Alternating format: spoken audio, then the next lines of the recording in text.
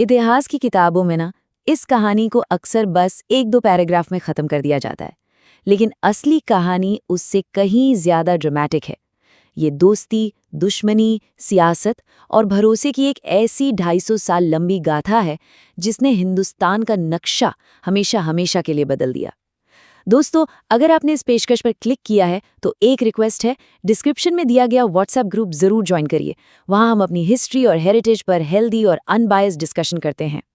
ये सिर्फ एक सवाल नहीं है, ये एक पहेली है और इसका जवाब मुगलों और राजपूतों के रिश्ते के तूफानी उतार चढ़ाव में कहीं छिपा हुआ है।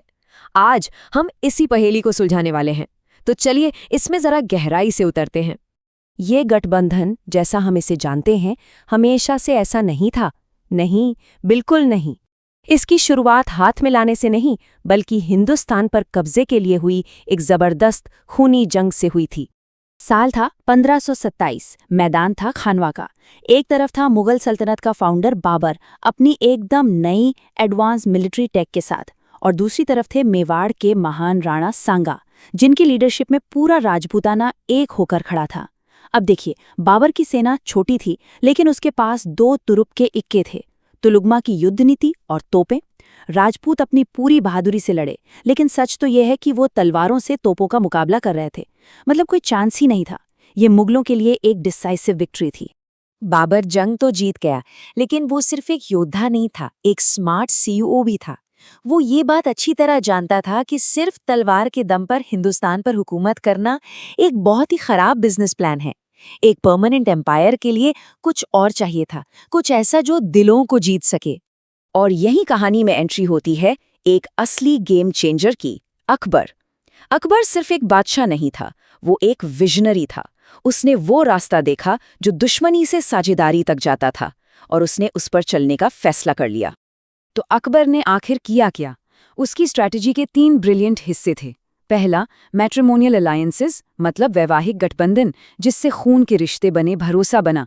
दूसरा, एडमिनिस्ट्रेटिव इंटीग्रेशन, जिससे राजपूत सिर्फ सहयोगी नहीं रहे बल्कि साम्राज्य के हिस्सेदार यानी स्टेक होल्डर्स बन गए।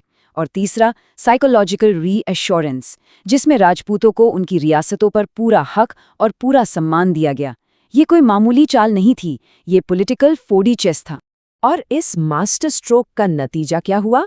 एक ऐसा गठबंधन बना जो अगले 100 सालों तक मुगल साम्राज्य की रीढ़ की हड्डी बना रहा। राजपूत अब दुश्मनों से मुगलों की तलवार भुजा यानी स्वॉर्ड आर्म बन चुके थे। इस गठबंधन को जोड़ने वाला एडमिनिस्ट्रेटिव ग्लू था मनसबदारी सिस्टम। अब हर राजपूत राजा मुगल हायरार्की का हिस्सा था। उनकी रैंक, उनकी सैलरी, सब कुछ बादशाह तय करता था। इससे उनकी लॉयल्टी सीधे एम्पायर से जुड़ गई, अपने लोकल किंगडम से नहीं। और फिर आई वतन जागीर की जीनियस पॉलिसी। जरा सोचिए, आपको कहा जाए कि आपकी पुश्तैनी जमीन हमेशा आपकी रहेगी, उस पर आपका ही राज होगा, बस आपको साम्राज्य के लिए काम करना होगा। ये एक ऐसा ऑफर था जिसे कोई मना ही नहीं कर सकता था। ये समझ लीजिए किंगडम्स के साथ किया गया अब तक का सबसे बड़ा लॉयल्टी प्रोग्राम था। तो नतीजा क्या हुआ? जबरदस्त। मुगलों को मिली एक बेहद वफादार और ताकतवर सेना। राजपूतों को मिले ऊंचे ऊंचे पद और शाही सम्मान। साम्राज्य काबुल से लेकर बंगाल तक फैल गया, और हिंदुस्तान ने स्थिरता और समृद्धि का एक ऐसा दौर देखा जो पहले कभी नहीं देखा गया था। जहांगीर के समय 1615 में मेवाड़ के साथ हुई संधि ने इस इंटीग्रेशन को पूरी तरह से कंप्लीट कर दिया। मतलब ये सबके लिए एक विन विन सिचुएशन थी। लेकिन इतिहास में सुनहरा दौर हमेशा नहीं रहता। एक सदी तक जिस भरोसे की दीवार को ईंट दर ईंट बनाया गया था, वो एक नए बादशाह की नीतियों के कारण दरकने लगी। और ये कोई हल्की फुल्की दरार नहीं थी, ये एक पॉलिटिकल अर्थक्वेक था। औरंगजेब का दुनिया को देखने का नजरिया अपने पूर्वजों से बिल्कुल बिल्कुल अलग था। वो एक पावरफुल और सेंट्रलाइज साम्राज्य चाहता था, और उसे शक था कि ताकतवर राजपूत राज्य उसके इस मकसद में एक बहुत बड़ी रुकावट है। और यहीं से भरोसे में पहली दरार पड़ी। और फिर एक के बाद एक ऐसे फैसले लिए गए जिसने 100 साल पुराने रिश्ते की नींव ही हिलाकर रख दी। 1678 में मारवाड़ के राजा जसवंत सिंह की मृत्यु हुई। औरंगजेब ने उनके राज्य पर कब्जा कर लिया। Bad move. 1679 में उसने गैर मुसलमानों पर जजिया टैक्स फिर से लगा दिया। Double fault. और हद तो तब हो गई जब 1681 में औरंगजेब का अपना बेटा शहजादा अकबर राजपूतों की मदद से अपने ही पिता के खिलाफ बगावत पर उतर आया। मतलब सोचिए क्या फैमिली ड्रामा रहा होगा। ये एक ड्रामेटिक रिवर्सल था।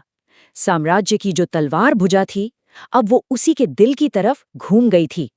दुर्गादास राठौर जैसे महान योद्धाओं के नेतृत्व में राजपूताना में 30 साल तक चलने वाली एक लंबी और विनाशकारी जंग शुरू हो गई। और इस जंग की कीमत बहुत भारी थी। राजपूताना में दशकों तक चले युद्ध ने शाही खजाना खाली कर दिया। साम्राज्य ने अपने सबसे काबिल कमांडर खो दिए और सबसे बढ़कर वो भरोसा जो इस गठबंधन की नींव था, वो हमेशा हमेशा के लिए टूट गया। एम्पायर हर तरह से खत्म हो रहा था, पैसा, टैलेंट और भरोसा, सब कुछ। राजनीतिक गठबंधन तो टूट गया, खत्म हो गया, लेकिन एक और चीज थी जो इन लड़ाइयों और साम्राज्यों से कहीं ज्यादा मजबूत साबित हुई। वो थी एक साझा संस्कृति, एक साझा विरासत। इस कहानी का सबसे खूबसूरत हिस्सा शायद यही है कि जब सियासत ने रिश्ते तोड़े तो कला और संस्कृति ने उन्हें एक नए रूप में फिर से जोड़ दिया। इस रिश्ते का सबसे स्थायी नतीजा पॉलिटिकल नहीं बल्कि कल्चरल था। अब इस स्लाइड को देखिए, ये सच में बहुत दिलचस्प है कि कैसे कला की दो बिल्कुल अलग अलग दुनियाएं एक साथ आ गईं। मुगल पेंटिंग में रियलिज्म और बारीक डिटेल्स थीं, वहीं राजपूत पेंटिंग में चटक रंग और धार्मिक थीम्स थे। और जब ये दोनों मिले तो बीकानेर और जयपुर जैसी जगहों पर एक नई शैली का जन्म हुआ, जिसमें टेक्निक तो मुगल थी लेकिन आत्मा पूरी तरह से राजपूती थी। और ये संगम सिर्फ कागज पर नहीं बल्कि पत्थरों में भी तराशा गया। मुगल इमारतों में आपको राजपूत छतरियां और झरोखे दिखने लगे, वहीं राजपूत महलों में मुगल मेहराब और चारबाग स्टाइल के गार्डन दिखने लगे। फतेहपुर सीकरी तो इस आर्किटेक्चरल फ्यूजन का सबसे बड़ा सबूत है, जहां हर इमारत एक अलग ही कहानी कहती है। तो आखिर में ये 250 साल की कहानी हमें सिखाती क्या है? यही कि असली ताकत तलवार में नहीं, भरोसे में होती है। अकबर ने इस बात को समझा और एक महान साम्राज्य बनाया। औरंगजेब ने इसे नजरअंदाज किया और साम्राज्य के पतन का रास्ता खोल दिया। ये एक ऐसा सबक है जो आज भी उतना ही जरूरी है। दोस्तों, ऐसी पेशकश बनाना बहुत मेहनत और हिम्मत का काम होता है। अगर आपको हमारा काम पसंद आता है तो इसे लाइक करें, शेयर करें और चैनल को सब्सक्राइब करें। आपका सपोर्ट हमें मोटिवेट करता है और इसी वजह से हम आपके लिए और पावरफुल हिस्टोरिकल कंटेंट ला पाते हैं। हिंदुस्तान जिंदाबाद। अगर आप यहां तक देख चुके हैं तो कमेंट्स में जरूर बताएं आपका इस टॉपिक पर क्या ओपिनियन है। चलिए इस टॉपिक पर एक फ्रेंडली डिस्कशन शुरू करते हैं। और हाँ, इसे लाइक करना मत भूलिए, आपका एक लाइक भी हमें बहुत मोटिवेशन देता है।